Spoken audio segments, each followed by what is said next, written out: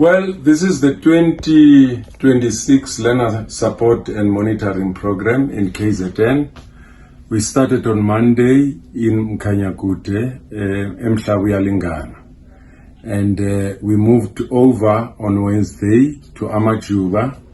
And yesterday we were in Zululand. Today we are in uMzinyathi Education District. The purpose of this exercise is to get districts ready to support 0 to 4-year-old, grade R up to grade 12 learners. The program is proceeding exceptionally well so far.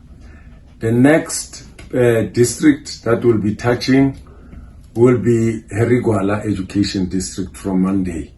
And we'll be continuing for the rest of the week, next week, and the week thereafter. And only then will we round off all the districts of KZN.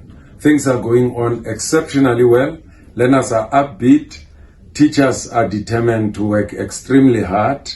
Parents are supporting them. District officials are up and running to make sure that our schools perform this year again.